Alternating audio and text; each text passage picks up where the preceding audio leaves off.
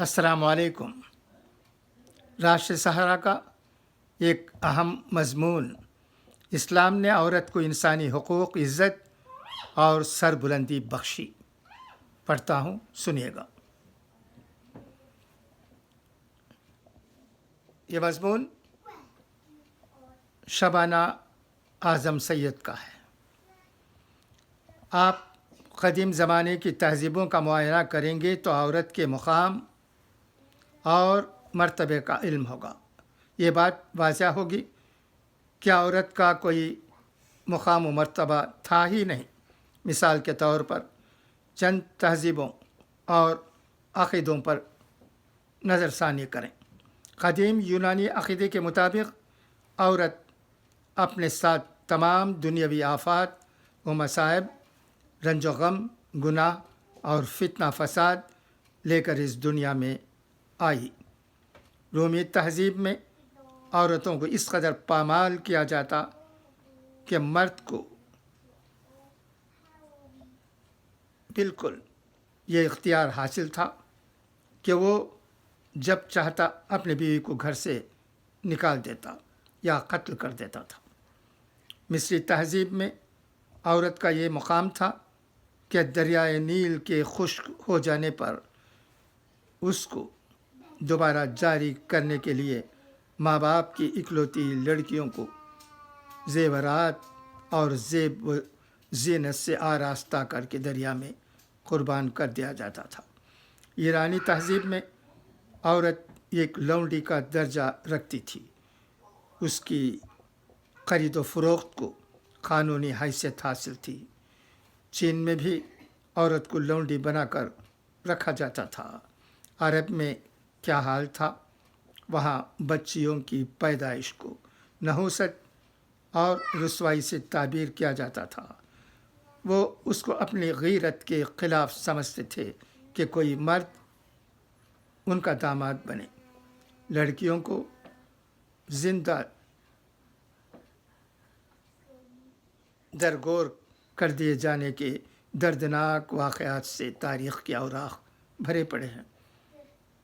क़ैस बिन आसिम के ताल्लुक़ से ज़िक्र किया जाता है कि उसने ज़माना जाहिलियत में अपनी 8-10 बच्चियाँ ज़िंदा दफन कर दी थीं। हिंदुस्तानी तहज़ीब में औरत को बदरूह और बाप की काल खोटरी तस्वुर किया जाता था। निकाह की जगह कन्यादान की रस्म थी, जिसके मुताबिक औरत अपनी मर्ज़ी के बग़ैर एक मर्द के हवाले कर दी जाती थी और फिर वो उस मर्द की मलकियत से ज़िंदगी के आखिरी सांस तक किसी भी हाल में नहीं निकल सकती थी। मर्द आज भी औरत के लिए पति देव यानी मालिक व माबूद का दर्जा रखता है। औरत को जायदाद और विरासत में कोई हक़ नहीं। एक मुद्दत तक यहाँ सती की रस्म आम रही। यहूदी तहज़ीब में शादी के बाद औरत अपने ख़ानदान की ज़र ख़रीद लौंडी बन जाती है और उसका शौहर उसको फ़रोख्त करने का हक़ भी रखता है। ईसाई तहज़ीब में मसीही उलमा ने रहबानियत का तस्वुर पैदा करके औरत को तमाम तर बुराइयों का सरचश्मा करार देना शुरू कर दिया। ये थे वो तमाम नज़रियात व अक़ायद जिन पर औरत की कोई हैसियत और वक़्त नहीं थी। इसके बरक्स इस्लाम ने औरत को एक मुक़ाम व मर्तबा दिया।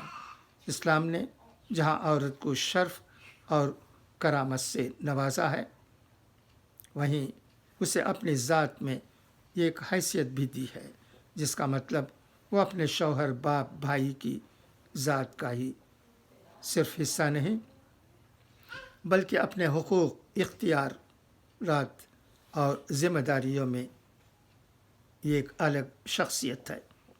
अहद नबवी में ऐसी बहुत सी मिसालें हमें मिलेंगी जहाँ ख़वातीन ने सिर्फ़ अपनी ज़ाती खूबियों और ज़ाती अज़ीम कारनामों की बुनियाद पर शोहरत हासिल की।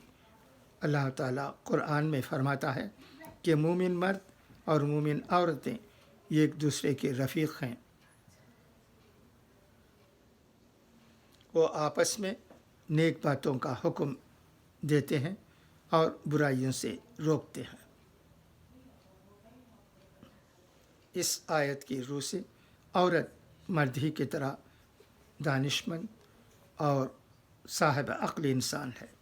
اسلام نے عورت کو ظلم کے گرداب سے نکالا، اس کے ساتھ انصاف کیا، اسے انسانی حقوق دیے، عزت اور سر بلندی بخشی اور معاشرے کو اس کا احترام سکھایا۔ اسلام اس جذبے کو ابھارتا ہے، وہ اس بات کی ترغیب دیتا ہے کہ عورت کے قانونی حقوق ہی ادا نہ کیے جائیں بلکہ اس کے ساتھ ہمدردی کا رویہ اختیار کیا جائے۔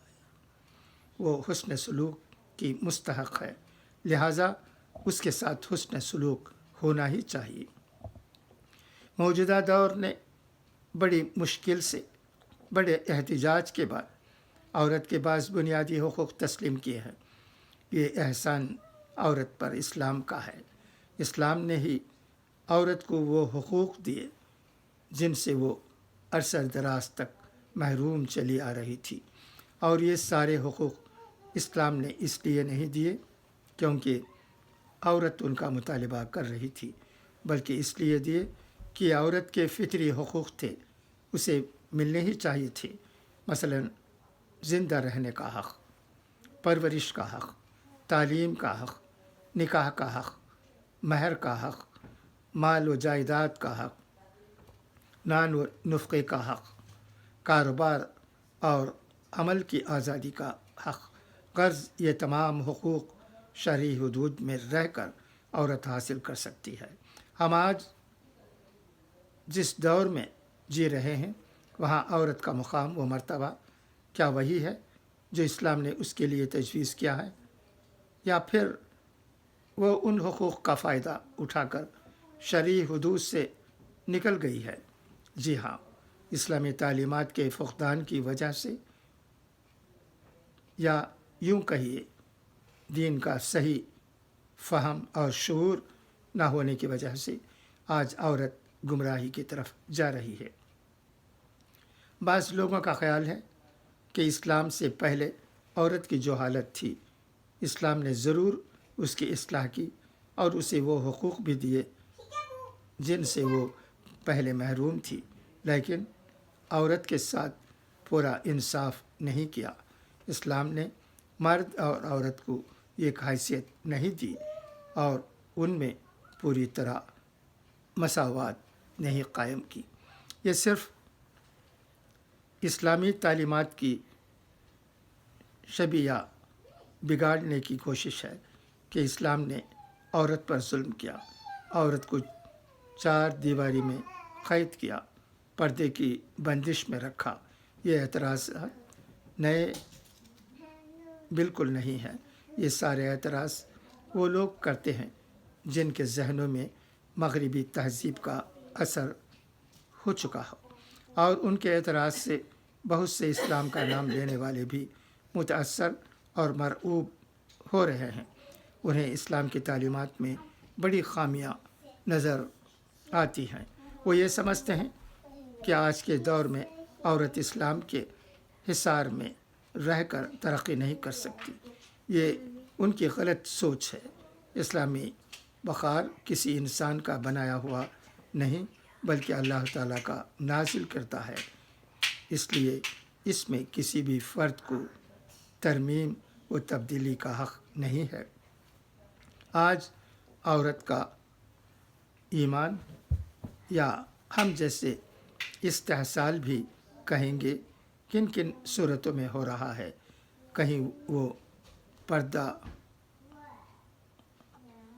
سیمس پر عریانی کا پیکر بنی ہوئی ہے، کہیں پوسٹروں کی شکل میں اشتہارات میں چیزیں فروخت کرنے کا ذریعہ بنی ہے، بازاروں کی رونق کہلاتی ہے، مردوں کے ہاتھوں کی کٹ پتلی بنی ہے۔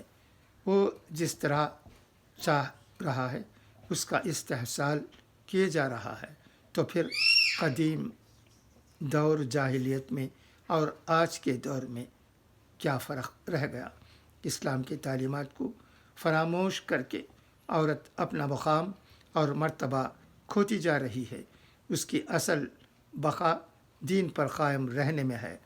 اس لیے بہت ضروری ہے کہ اسلامی تعلیمات کو جن میں عورتوں کو تحفظ اور اکرام دیا گیا ان پر عمل کیا جائے، انہیں لوگوں تک پہنچایا جائے اور معاشرے میں عام کیا جائے۔ عورت اپنے اصل مقام پہچانے، آزادی نسوان کا نعرہ لگا کر تنزلی کا شکار نہ ہو، بلکہ اللہ تعالیٰ نے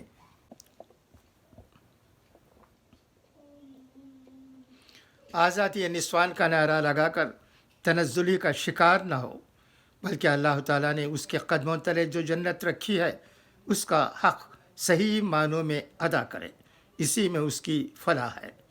افق پر تو سورج کی مانند ابھر کر، افق پر تو سورج کی مانند ابھر کر، اندھیروں میں تلانیوں کی سحر کر، بہت دور جانا ہے تم کو نہ رکنا، بہت دور جانا ہے تم کو نہ رکنا، تو دریا کی مانند زمین میں سفر کر، تمہاری ضرورت ہے انسانیت کو ہواؤں کی صورت فضا میں بکھر کر، سجا دے تو انسانیت کا یہ گلشن، سجا دے تو انسانیت کا یہ گلشن، چمن میں تو پھولوں کی مانند بکھر کر۔